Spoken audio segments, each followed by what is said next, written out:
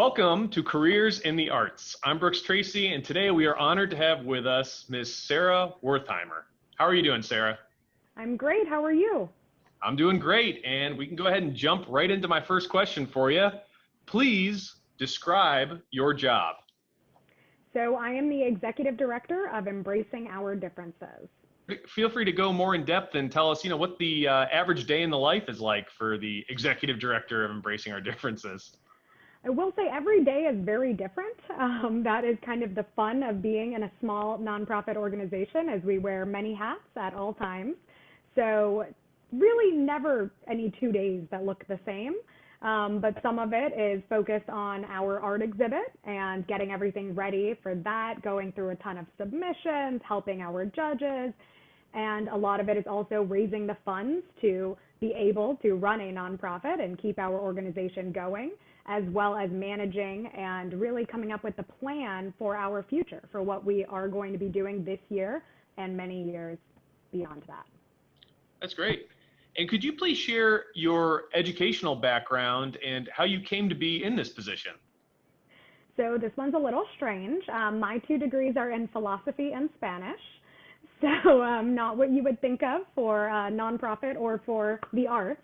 However, I think really a lot of what school was for me was learning how to learn and learning how to open up my eyes and my mind. What college did you go to? Were you from the local area? Were you from the state of Florida?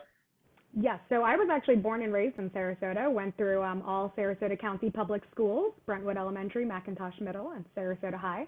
And then I went on to UCF in Orlando, so not very far at all. Okay, fabulous. And was Embracing Our Differences your first job that you got into? No, I actually moved to Costa Rica after graduating and lived there for a little bit over a year and worked for a real estate broker and an attorney and really just wanted to fully immerse myself in Spanish. And from there, when I moved back to town for what I thought was going to be a temporary move back to Sarasota, ended up falling in love with Sarasota all over again and really appreciating our arts and cultural community. At that point, I started working for the Jewish Federation, and then I started working for Children First, which is the Head Start provider for Sarasota County. Then I went back to Federation and was there for a few years when I learned about Embracing Our Differences. That's awesome. And you had mentioned how your degree in college was different than the profession that you're in now. I was curious, when you look back at your college experience and you kind of look at it where there's degrees, or you may not determine what job that you have, or maybe it's a really broad field that there's a lot of different professions you could go into, like the arts. Were there any courses in college that you look back on and you really reflect like, man, that was really beneficial for the job that I have now? I think that there were many. I would say within my philosophy world, in general, the formal logic courses that you go through are so valuable for pretty much everything I deal with on a daily basis. Just those analytical skills have been useful with everything that I do. But also classes like ethical issues in the 21st century. I remember that class so well because I was actually able to learn about things that are going on today, impacting us today, and then we were able to debate how that did impact us on an ethical and moral level. So I think that absolutely led me to Embracing Our Differences. And on the Spanish side, I would say I got to learn about so many different cultures. So I focused more on Latin American studies. And through that, I was able to learn about the traditions and the history of, 20 countries. It was amazing to be able to learn a little bit about them, but hopefully be able to travel there in the future and learn even more about their culture. Yeah, that's awesome to see how it all ties together. So please tell me this, what's your favorite part about working at Embracing Our Differences? That's tough. I would say my favorite part is my team. I am really, really lucky to have an awesome team of colleagues as well as 450 volunteers that we work with every year. So these volunteers just put so much love and passion into the work. Being with them is definitely the highlight, as well as seeing kids go on the field trips and really get fully immersed in our exhibit and in our work. That's got to be some of the best. That's great. And one thing I was curious, you had mentioned it, that EOD is a nonprofit and that you've worked in the nonprofit sector. For those who may not know what that is, could you explain what is a nonprofit? Yes. So we are a tax-exempt charitable organization, which means that we are, at the end of the year, when we close out our fiscal or financial year, if we have a surplus of revenue over expenses, that money is then reinvested back into the organization and going back into what we do. It is not a profit for shareholders or for owners of a business. So that is the main distinction. But it also is because of the charitable work that we do. Ours is specific to education and arts and culture. So that's where our designation falls with the IRS. So it is a little bit different, but at the same time, it really has to be run like a business in order to be successful. Great. And I can see with your background that you've got the beautiful art exhibit that we'll be seeing again this coming year, starting in January. And I know EOD is really maybe most known for that annual art exhibit that you all have at the Bayfront, but I also know that you do so much more. So could you please share some of your organization's other initiatives? Absolutely. So you're right. That is what everyone knows us. That is our public face. But throughout the year, we work really closely with amazing teachers like you, doing a lot of different professional development workshops. So we just had our art teacher intensive, which was our first virtual art teacher workshop that we did at the end of July, and you participated. And so that is part of what we do, different professional development opportunities throughout the year. We also have reading days, specifically in elementary school. So we're going to have one coming up on November 17th, and then we will do one in March as well.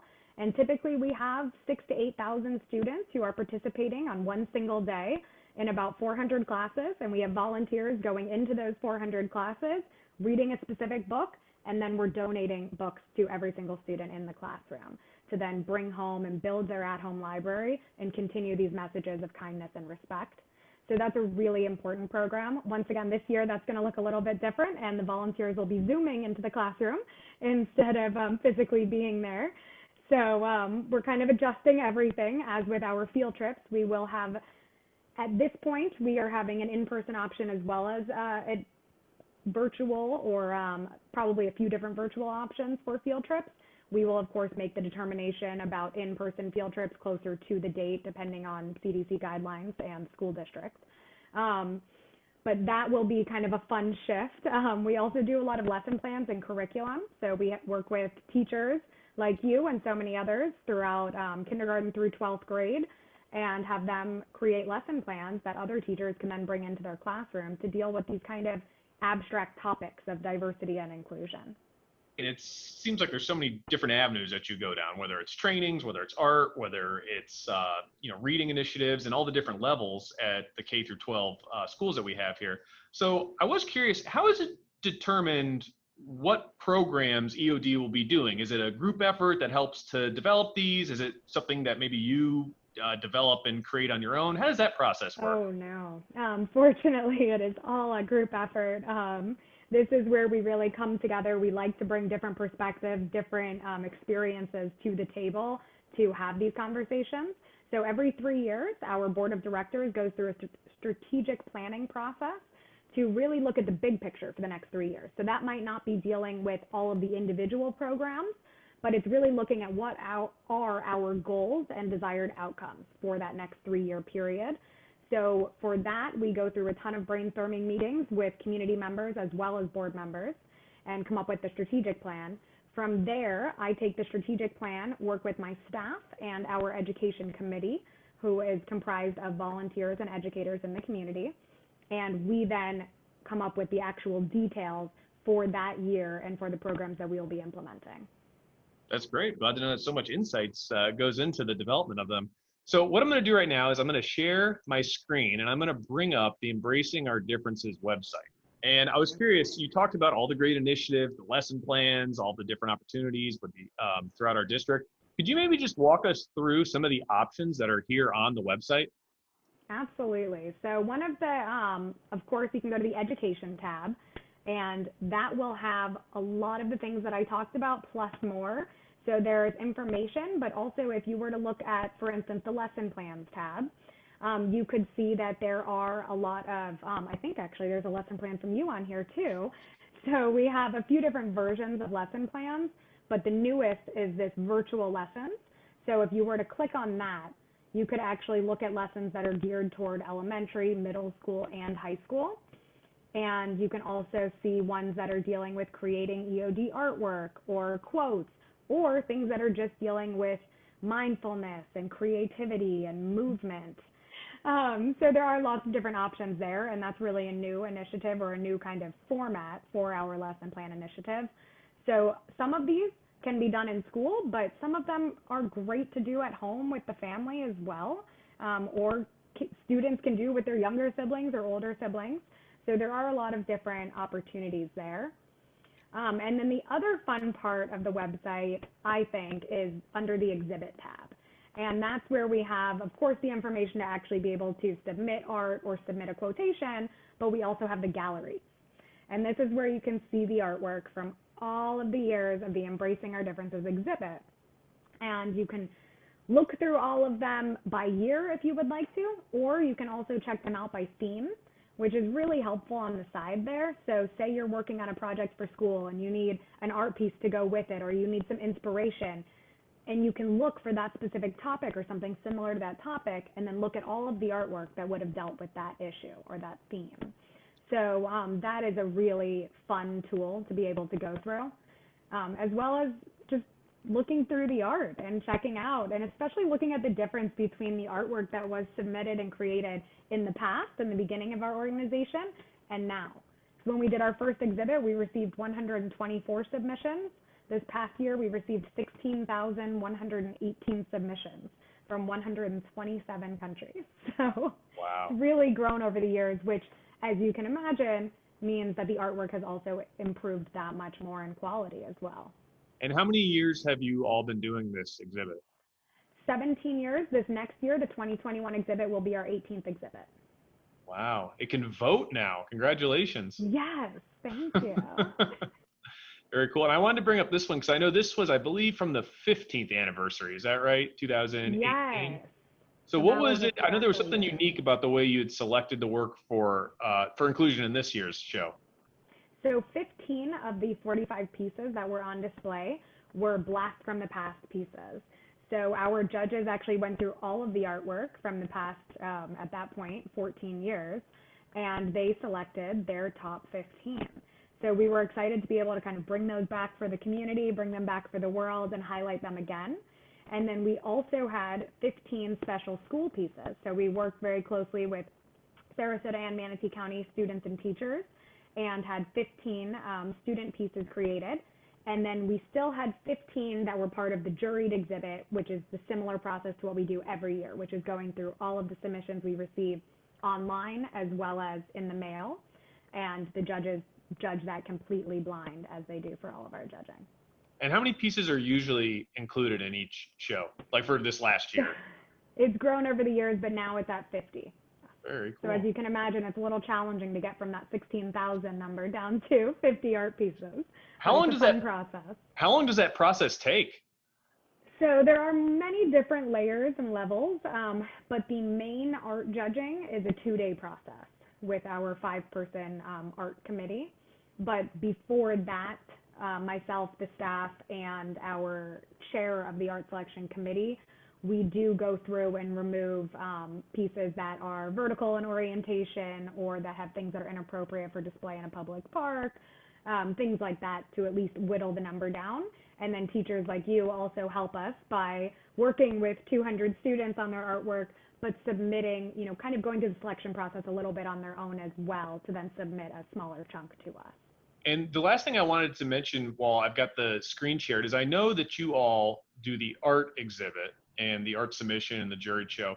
But in addition to that, you all always do a very nice job of having separate quotes from separate entries. It's a whole separate competition that match the artwork so perfectly. How does that whole connective process work? Well, it gives us a little anxiety every year because we always hope that they will match up as well as they did the year before. But it's so much fun because we receive thousands of quotations from students and adults, and all of the judging is blind, just like the artwork. So we have a quote selection committee of about 12 to 15 volunteers who read through thousands and thousands of quotes. And we go through multiple rounds where they start picking their top 100, then they're picking their top 50. And then so we whittle it down until we get to that number where we have, a little bit more than the 50 art pieces, because we always have to check for plagiarism and things like that. And then we start matching them together. And so far, it's always worked out every year that they seem to really complement one another and enhance the message, which is what's so important. And you'd mentioned this art show and all the initiatives going on with EOD. I was curious, what initiatives or projects you've been a part of are you really the most proud of when you look back at it? It's tough because there are so many projects that I am proud of our organization, but I would say this past year, we started this new program called Unity Day, and it really started in high schools. Our goal is to be able to move that to middle schools in the future, but the program has to take a break for this year because in-person is essential to the program. But this Unity Day program takes a group of about 75 students out of the class for the entire day, and we all work together and do really intense icebreaker kind of activities. And they get much deeper than surface level. They start kind of there, and then as the day goes on and as you break out into smaller groups, you really get deep, and students just start to notice how much they have in common with one another, people who they might not have ever spoken to in the past, who they would have possibly made fun of passing in the hallway. At the end of the day, they're crying together, they're hugging one another, they're telling them that I will be there for you no matter what you're going through. For me, especially since so much of the time I am really on the back end, I am planning the programs, I'm raising the money, I'm not really the one participating. For this, I got to participate in all the Unity Days, and by far the most emotional and rewarding experience to see the transformation that these students went through in just one day. That's great. And I can't wait to see, when we're in a time where that can come back, and also to see it reach to some other grade levels as well in our district. So I'll get you out of here on this. To conclude the interview, I've got one final question for you. After reflecting back on your career and taking into account all of your life experiences, what advice would you like to pass along to the next generation of students who might be interested in a field like yours? Well, I do like to believe that I am still in the beginning of my career, so I do still have a lot to learn from everyone around me. But I would pass on the importance of developing relationships. I think that the most important thing, or the most helpful thing in getting the job that you want, keeping the job that you want, and growing in that field is really the ability to build relationships and the ability to work with other people in a way that really elevates what you're doing, elevates the work that you're doing by coming together from different perspectives, from different backgrounds, and bringing your unique attributes to the table.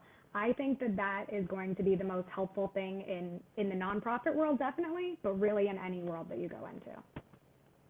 That's a great place to end on. Thank you so much for sharing all of your insights and for being with us today.